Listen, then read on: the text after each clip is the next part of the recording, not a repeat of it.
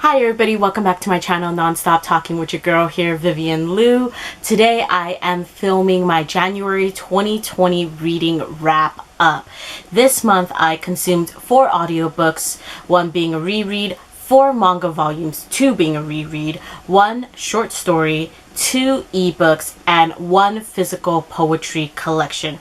Overall, I actually had a pretty amazing reading month, and it was an excellent way to start off the new reading year. Let's start off with the audiobooks. This month I finally completed the Percy Jackson and the Olympian book series by listening to books 3, 4, and 5. So their titles are The Titan's Curse, The Battle of the Labyrinth, and The Last Olympian. Since I am planning on filming a series wrap up for this, I don't know if this is gonna go up before or after, but I want to keep this short. So I love the series. I think it was so much fun. It was great. I should have read it as a child. I don't know why I never did, and I would highly recommend it if you haven't. Even as like an adult reading this middle grade book, it was just an absolute blast. And my ratings for 3, 4, and 5 is 3.9, 4, and then 5 out of 5. I thought the conclusion was amazing, and it's just been super thrilling. So that was books 1, 2, and 3. So book number 4 is Flip by Wendelin van Dranen. I just learned that from Siri. Hopefully I heard it correctly and I'm saying it right. I'm not really good with names. I'm not really good with the English. Whatever. Flipped is a dual perspective middle grade romance. We have Julie Baker, who fell in love with Bryce from the moment he moved in across the street. Bryce, on the other hand, just wants to avoid Julie, like put as much distance as possible. Then in 8th grade, it flips. All of a sudden, Julie is questioning whether Bryce is as great as she thought, and Bryce is kind of realizing that Julie's quite amazing. Flipped was either a preteen or early teen favorite of mine, and recently I just felt like I wanted to reread it to see if it still holds, and guess what? It still does. I still love it. I don't even mind the cliffhanger ending that I know bugged a lot of people. I thought it was just such a clever and fun story.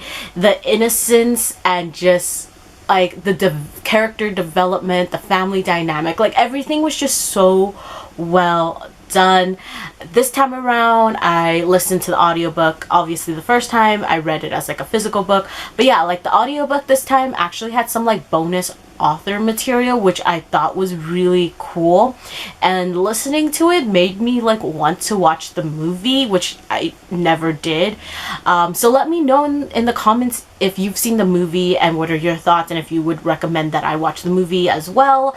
But yeah, reading this as an adult was actually such an experience, because I realized there were different things I like picked up that I didn't care about as much as a kid. In the end, I gave it a 4.5 out of 5, and that wraps up the audiobooks for this month. Next, we're gonna discuss manga. So number 5 and number 6 are Hanakimi's volume 6 and 7 by Hisaya Nakajo.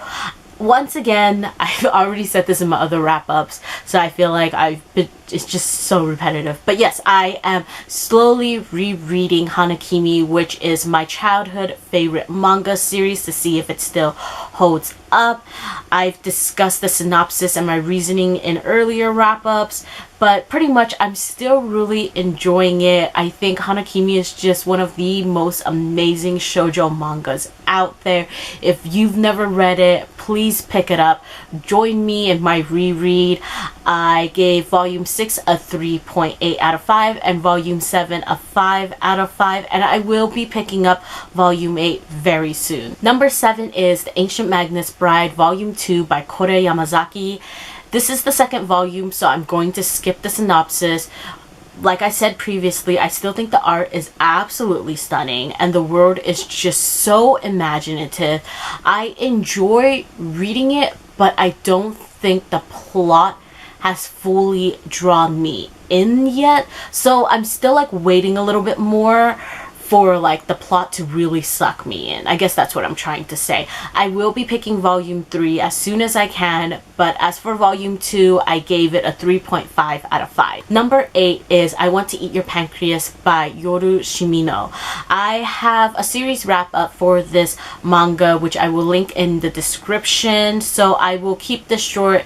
The art was really cute. The twist caught me off guard and like really like wrapped itself around my feels, and I ended up giving it a 4.5 out of 5. If you want to like know more, like I guess spoilers and more detail about the book, then yeah, check out my series wrap up for it. That's it for manga. Moving on, we have ebooks. At number 9 is The Lady's Guide to Celestial Mechanics by Olivia Waite, I think. Anyways, Lucy is an astronomer who has been secretly helping her father. Her father has now passed away. There is a widow, Catherine St. Day, who is the Countess of Moth, and she is supporting Lucy's goal of translating a groundbreaking French astronomy text. This is great for Lucy because she gets to go away and like mend her heart from a recent heartbreak, but she didn't think that during this process that she would be falling for her alluring benefactor. This is the first book in the Feminine Pursuits series. I thought the story and plot sounded so interesting, and the cover is just gorgeous. It's a fantastic female romance.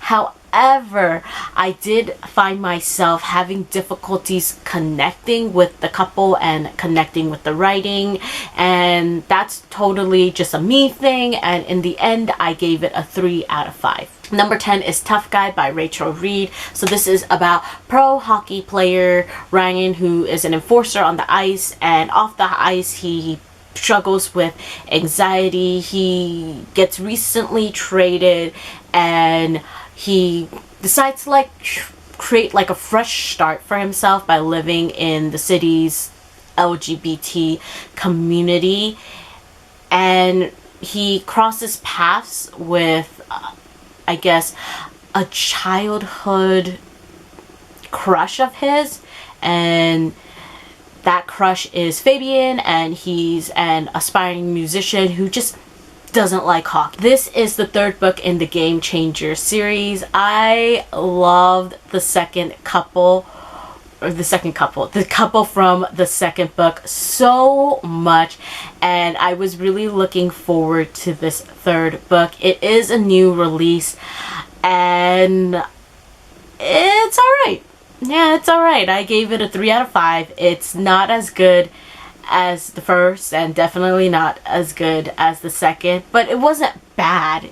It was fairly decent. Number 11 is Love Song by TJ Klune. This is part of the Green Creek series following Elizabeth Bennet, and it's numbered 2.5. So if you don't know, I've already read the first 3 books, Wolf Song, Raven Song, Heart Song, and loved all 3 so much. This is a free short story about the matriarch of this pack, and it's just so beautiful. I mean, just this entire series is like beautiful, heartwarming, and heart-wrenching at the same time. Pretty much in the gist of things, the series is a paranormal male romance with werewolves, and if you haven't checked the series out, you like really need to get to it because it's amazing. It's fantastic. Highly recommend. As for this short story Love Song, I gave it a 4 out of 5. Alright, now we're going into the last category, which is the stuff that I read physically, and I knew I really wanted to read this poetry collection, like the physical novel, because first of all I did buy the physical novel, but the reason why I bought the physical novel was because I knew I wanted to annotate it. So number 12 is Night Sky with Exit Wounds by Ocean Vuong. This is beautiful. and raw, and I highly recommend it. I gave it a 4.5 out of 5, and I love Ocean Vuong. I follow him on Instagram. I just think he's so precious.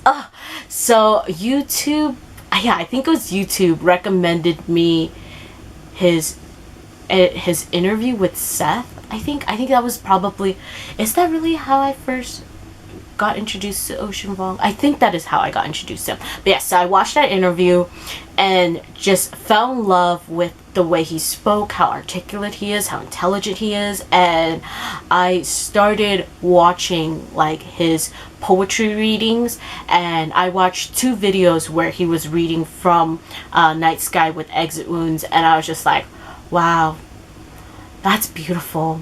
And so I went and bought the physical copy on Book Depository because I kind of like the UK cover more than the US cover, and it finally arrived, and I finally read it in January, and I was just annotating it, and it was actually like a really cool experience in a way, because I have watched 2 videos of like his poetry reading for this, that like by the time I was reading it to myself, like I felt like it was like a reread, and I was just like, I don't know, it was just such a like wow like experience for me.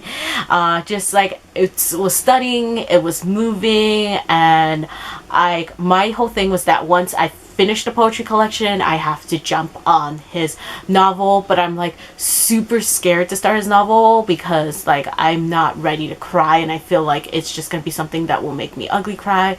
But yeah, I just need to like push myself to pick it up because I know I'll love it. Like I love it, and that's that. Now I'm just rambling. Okay, those are the 12 things I read in January 2020. I will see you soon in my watching wrap up. Let me know in the comments below what is something that you recently read. Outro time. Like, comment, subscribe. See you in my next video whenever that is. Bye!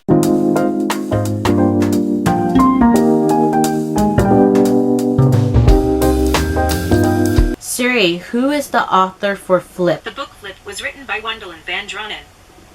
Van Dronen.